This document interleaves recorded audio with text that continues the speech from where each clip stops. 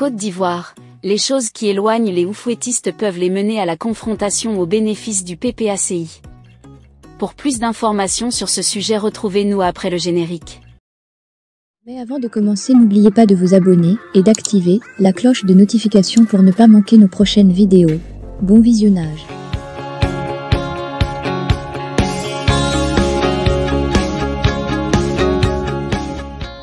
Landry Gaye-Cuyo examine la situation politique en Côte d'Ivoire, en utilisant la métaphore du « soleil qui ne se couche jamais sur les oufouettistes », en référence à l'influence persistante des partis politiques héritiers du président Félix Houphouët-Boigny. Il souligne les liens historiques et idéologiques étroits entre le Rassemblement des oufouettistes pour la démocratie et le paix, RHDP, et le Parti démocratique de Côte d'Ivoire, PDCI-RDA, et la nécessité pour eux de travailler ensemble pour l'avenir politique du pays.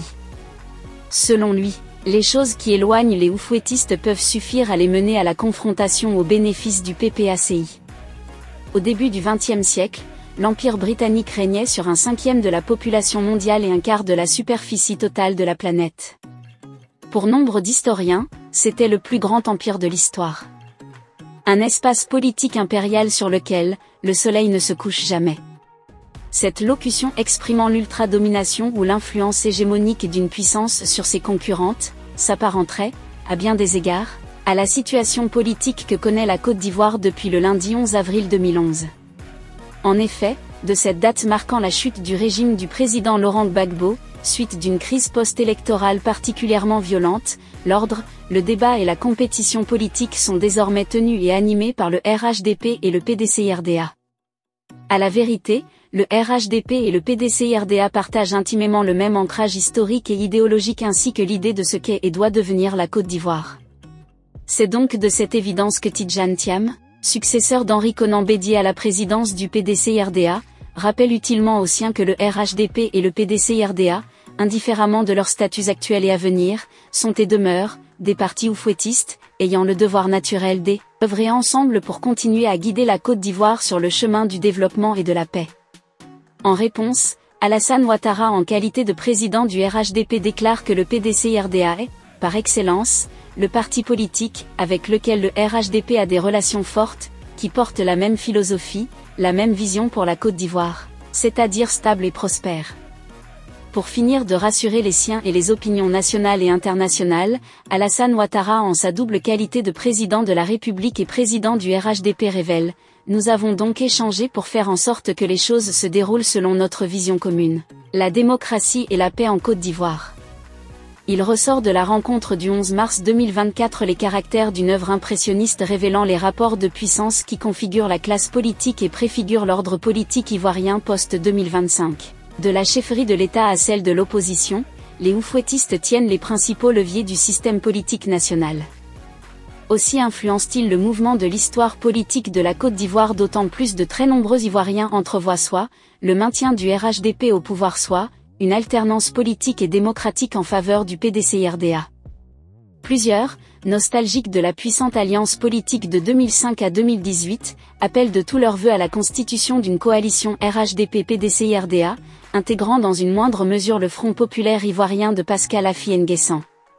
Aussi, si la majorité des Ivoiriens lie le futur de la Côte d'Ivoire à la saine compétition entre les principaux partis oufouettistes, il convient de faire noter que les populations vivant sur le territoire national aspirent à la sauvegarde de ce que le RHDP et le PDCI-RDA ont en commun, assurant à la Côte d'Ivoire son succès, la stabilité pour la consolidation de la paix, les nombreuses opportunités de gagner dignement son pain.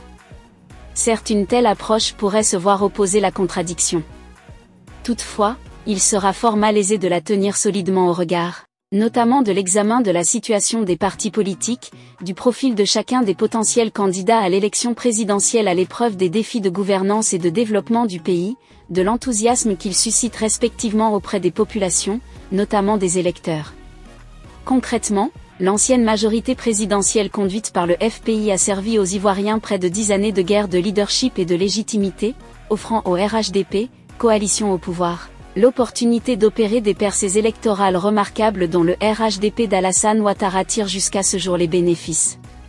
En outre, le retour de l'ex-président de la République, leader emblématique de la gauche ivoirienne, loin d'être un facteur de rassemblement, a définitivement acté la fragmentation de son camp pour des raisons plus domestiques que stratégiques.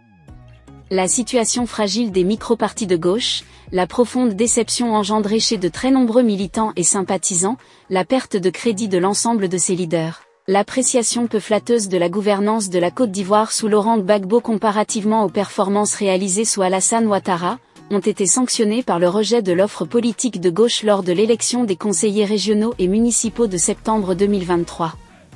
Une défaite fort significative tant elle porte sur des élections adressant essentiellement les problématiques de la décentralisation et de la gouvernance locale, lesquelles constituent les principaux axes stratégiques de l'offre politique incarnée par Laurent Gbagbo.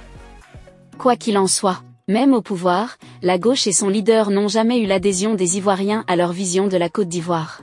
En témoignent les résultats antérieurs des élections locales, notamment celle de 2001 où le FPI remportant 34 communes sur 195, est arrivé en 4e position derrière le RDR, 64, le PDCI-RDA, 58, les indépendants, 38.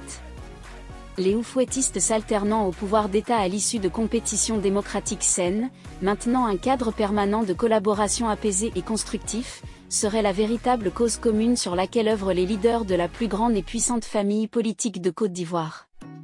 En tout état de cause, plusieurs acteurs et observateurs politiques appellent à sa mise œuvre, nonobstant l'épisode contrariant de l'éloignement de 2018. Pour ceux-ci, la Côte d'Ivoire le mérite. Aussi, la profondeur des ressources humaines, la pertinence des choix stratégiques, la dextérité opérationnelle et l'utilité des objectifs visés convainquent de l'imminence du New Deal, apparaissant comme le gage d'une assurance tout risque en faveur des contemporains et des générations à venir, la boussole contre toute adhésion à une offre politique aventurière. Certes, les oufouettistes ont plus de choses qui les rapprochent que celles qui les tiennent éloignés. Toutefois, celles qui les éloignent peuvent suffire à les mener à la confrontation au bénéfice du PPACI, partenaire politique du PDCI-RDA que tout éloigne selon Tidjane Thiam et devrait en conséquence opposer. Ceci est bien la preuve qu'en politique comme en physique, les contraires s'attirent, surtout lorsque l'objectif est le pouvoir d'État et les avantages qui en résultent. Rien n'est donc acquis. De destin lié, la victoire en 2025 de l'un ou l'autre des oufouettistes ou de tous les deux, nécessite d'être soigneusement réfléchie et minutieusement construite. Tout dépendra de la capacité pour les oufouettistes de faire bénéficier à tous les leurs d'un soleil au zénith afin qu'aucun ne craigne le crépuscule.